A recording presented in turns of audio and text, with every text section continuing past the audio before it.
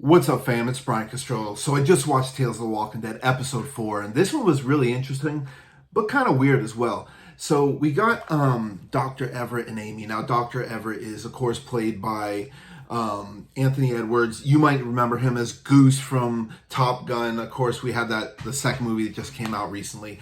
And we got Amy, who's played by Poppy Lou.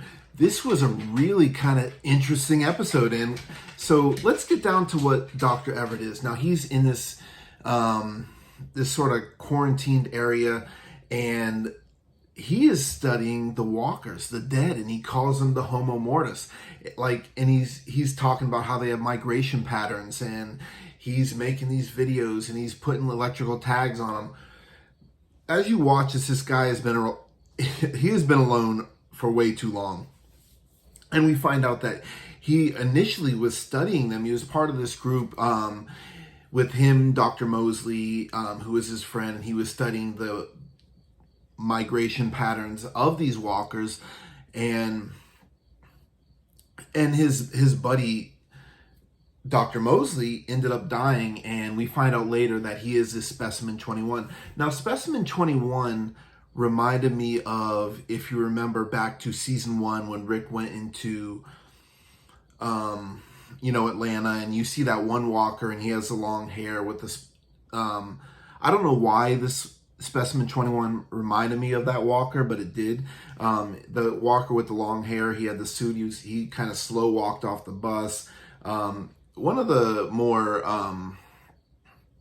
iconic walkers of the entire show.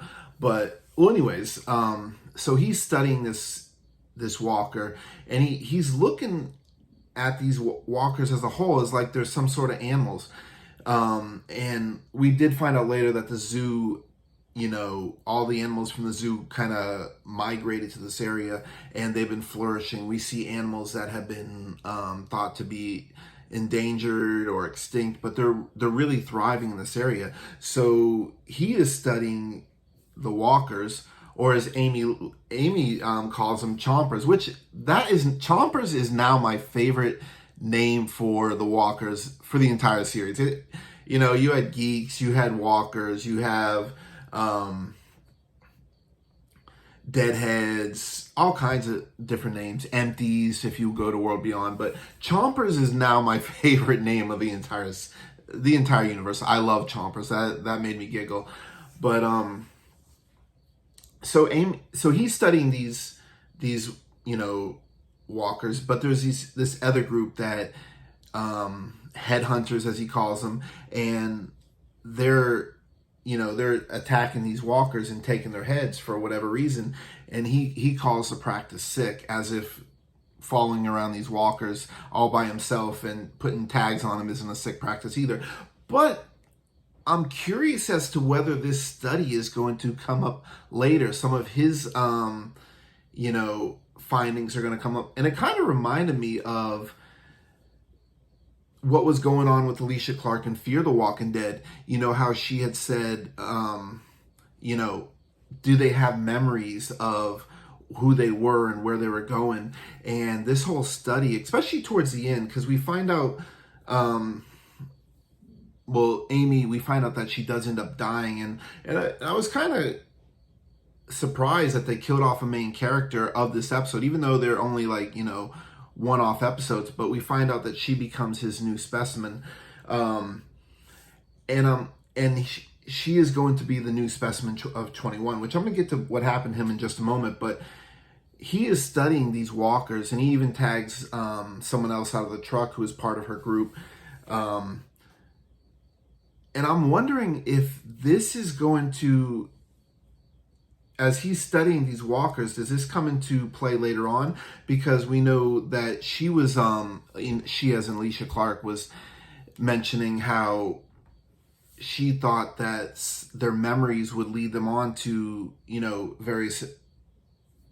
to where they remember, and they'd go to where they were. He's talking about migration patterns, and this whole study just reminded me of that moment with Alicia Clark and how she was, trying to follow this one walker,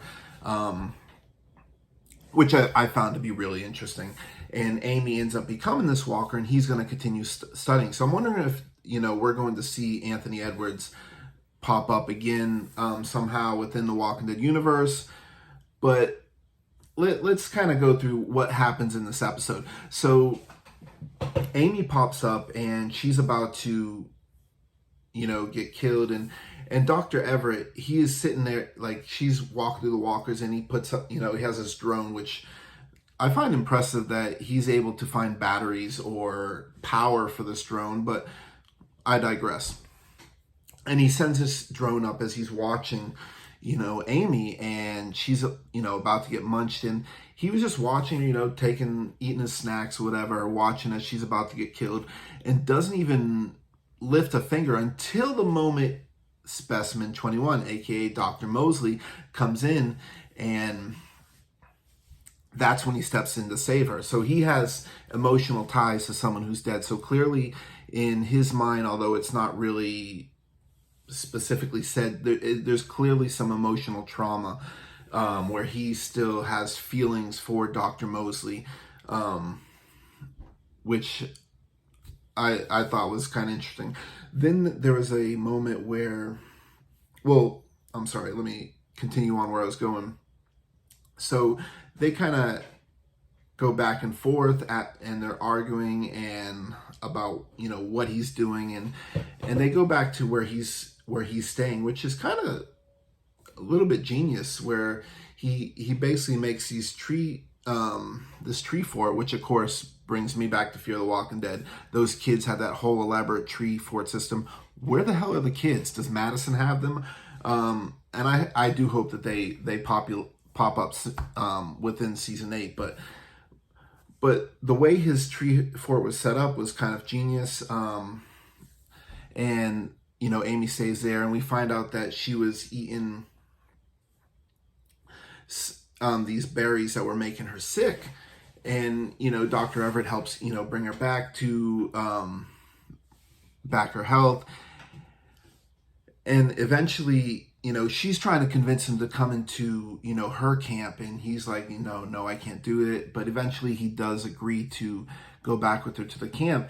But as he gets closer to it, they see some of her camp, and they're getting attacked by walkers. Or I'll just call them chompers from now on, because chompers is fantastic. And he holds Amy back, and he's not going to let her, save her people. Eventually they fight, he gets a mark, or he hits his head, and she goes to try to save her people. And, he's fallen down the hill, Specimen 21, and he sees him, falls down the hill and lands onto this perfect raft of leaves and whatever other bullshit that was, and starts floating away. And one of the funniest scenes, he wants to go save the specimen, which I guess from a scientific aspect it would kind of make sense, but I don't know. But all of a sudden he's pulling them in, and this huge ass alligator, like it was from Lake Placid, comes out and chomps Specimen 21 and eats it, and which I thought was fantastic. And I don't know about you guys, we as they were kind of arguing and bickering right on the shore there, were you like me hoping that alligator would come back in and grab Dr. Everett and pull him back into the water? I just wanted that scene because it would have been funny. But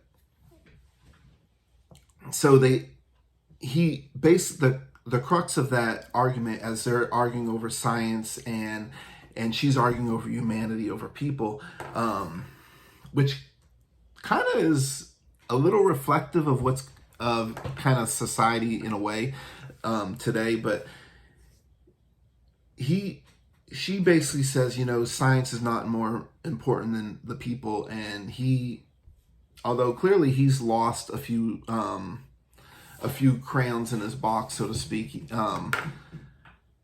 he's telling her that you can't, because they're migrating towards your area where that camp is. Everybody's dead. If you go back, you're going to be dead just like them.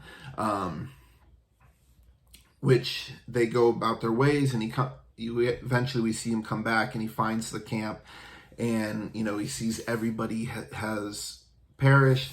He he takes one guy who's in this truck and puts like an ear tag on, which I'm just laughing at that whole situation.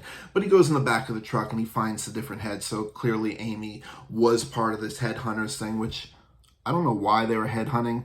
And I do have a question. Did they really explain what was going on with the arm? Did I miss that? But I'm not sure. But find out that she was part of the headhunters, and then he sees Amy and she's dead, and he has basically the same thing he had for specimen 21, that neck, that tracking thing, and he's gonna put it on her.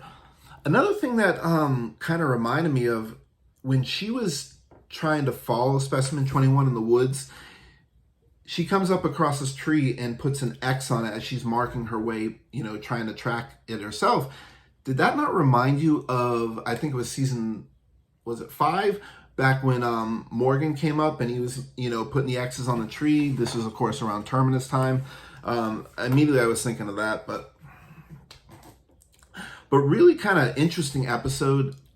I'm wondering if this is going to, the information that Dr. Everett has, is this going to come back later on in somewhere in the Walking Dead universe?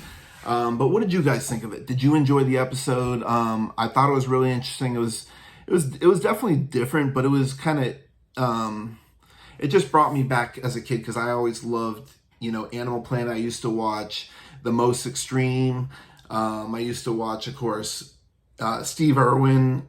And so this was kind of, whoa, that was a weird noise. But basically, this setup that I have, the light that you see, flashing on me, has some stuff in the box, and it just came out and it just scared me, made a weird noise. But as I'm talking about walkers, but